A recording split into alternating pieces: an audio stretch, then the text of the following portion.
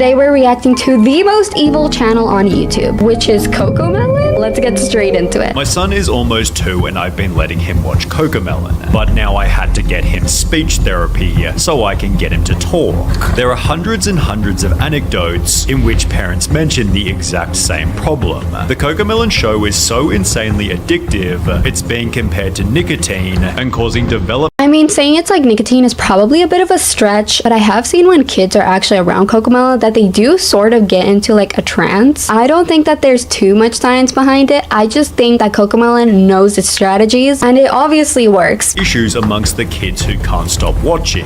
True. Children's TV expert Jerica Sands calls it the most damaging show a child can watch, explaining the sneaky ways in which they make the show addictive.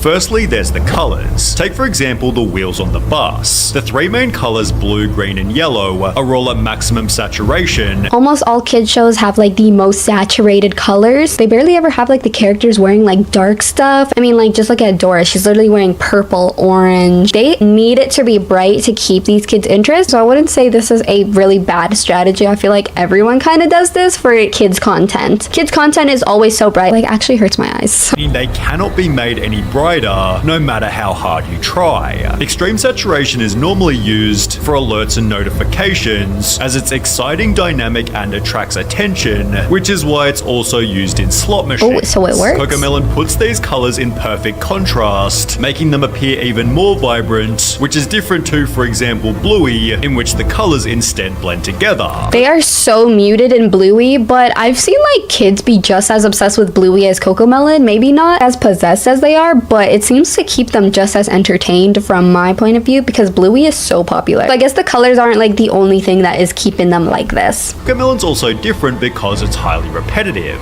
There's a reason they have 38 videos with over 1 billion views. A child's brain is wired to learn through repetition, so it feels right to them to watch the same thing over and over again. Cocomelon abuses this in almost every video. For example, in the Yes Yes Playground song, they pick a word to repeat, pairing it with a subtly repeating background lullaby, keeping children hooked. Literally no show or movie puts my son into a deep trance the way Cocomelon does. The second it's on the TV, he turns into a toddler zombie who doesn't see or hear anything else that's going on in the room. This is only exacerbated by Cocomelon's subtitles, which have also been a heavy point of criticism.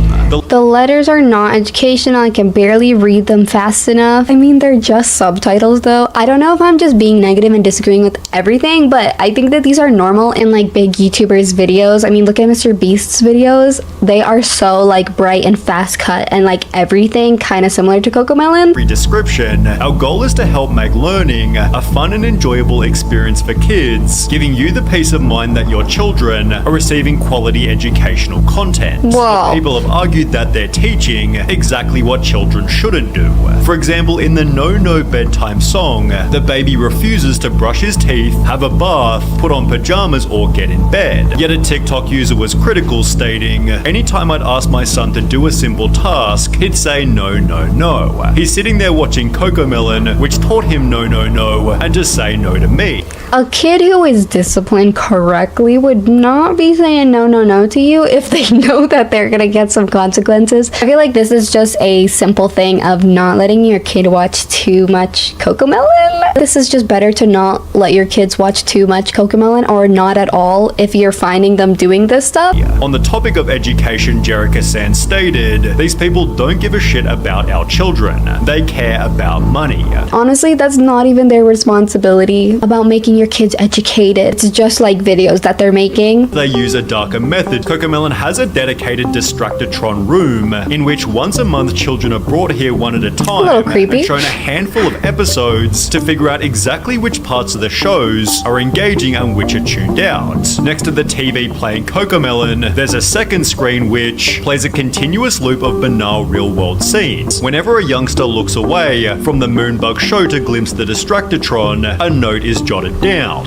I mean, this is a good way, I feel like, for any big content creators to know if their content is actually good. I don't really think this is as crazy. It is a little creepy that they're bringing the kids in to watch this, but it's a good way. I mean, they just want to even know if their stuff is entertaining. I think that they're just stretching it to be dramatic. Therefore, education clearly isn't the primary goal. Keeping We knew that. attention is, and this is proven by Cocomelon's most addictive element, rapid camera cutting. It's crazy how many times the frame changes on Cocomelon. It's the same type of addicting behavior that we experience on a TikTok binge. It's the quick change of frame that releases that dopamine and makes the videos addicting to watch. It's honestly just a strategy to keep people entertained, and I feel like it's always going to keep getting worse because when I was younger, there was like full minute clips in the same scene on TV and no one would even notice. Well, TikToker The Circus Brain did exactly this. He firstly counts the changes on My Little Pony, concluding there's about 6 seconds between each cut. He then compares it to Cocomelon. 1, 2, 1,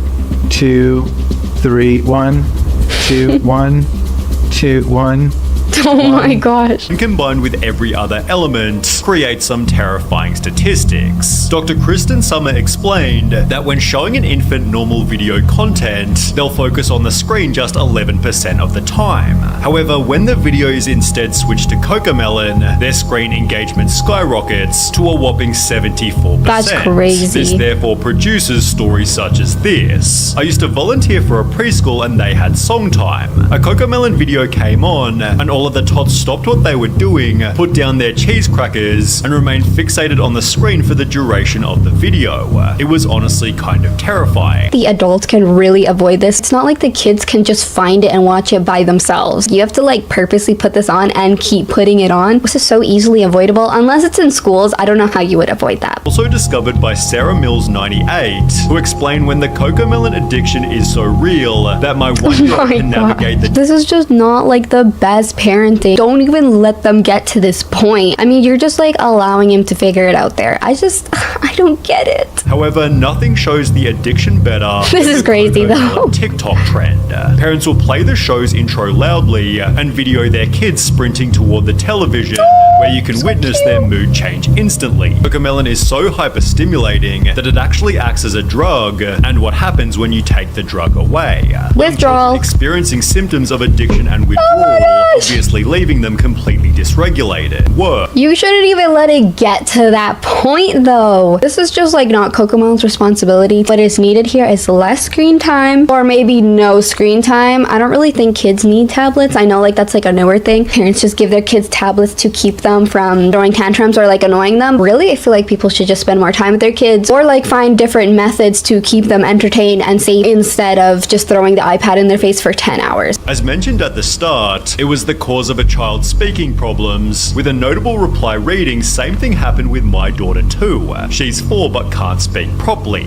She knows the words, but she does not like to frame the sentence or speech. She has been watching these Cocomelons or such other stuffs for 2 or 3 years." That's like so old though. Like how did they let it get to that point? 4 is crazy to not be able to speak unless there's like other things behind it, but if it's just for Cocomelon, you had to let it get so far. A speech language pathologist explained, screen time in general is linked with speech delays for a variety of reasons, but Cocomelon is excessively bad. Firstly, unlike other TV shows or movies, it doesn't have a story. It's just very short clips with poorly written songs. Poorly is The a kids aren't stretch. They're able pretty to good. follow the plot, learn vocabulary, and see the resolution of a conflict. Cocomelon made my kid a zombie. Researchers discovered that 5-year-olds who watch more than 2 hours of TV a day tended to have lower attention spans and were 7.7 times more likely to show symptoms of ADHD. Why are 5-year-olds watching more than 2 hours though? I don't understand. When I was a kid, like you could just throw a Barbie in front of me and I was good for like hours and hours. There is just no saving this generation. Sierra Renee explained my 2-year-old is speech delayed and addicted to Cocomelon. Switched to Miss Rachel 2 days ago and he's already saying more words. Yep. Hasn't had any. And I'm not understanding why parents would keep giving their kids Cocomelon if this exists. Cocomelon has actually responded to the criticism that explain our shows are not intended to replace outdoor playtime or playdates. They have a place in children's entertainment time, and as with food, exercise, etc., it comes down to each parent to find the right and appropriate balance for their children. Our responsibility is ensuring that the the quality of the content that we produce is high and beneficial for the development of a child's cognitive and soft skills. They are not responsible if your kid is not going outside and is just watching Cocomelon. Like, what are they supposed to do? They're just making a show. This is not a show to replace school, and you're letting your kid watch that content. All I learned from this is I am not giving my toddler a tablet, a phone, TikTok, Cocomelon, nothing, because I feel like this is avoidable.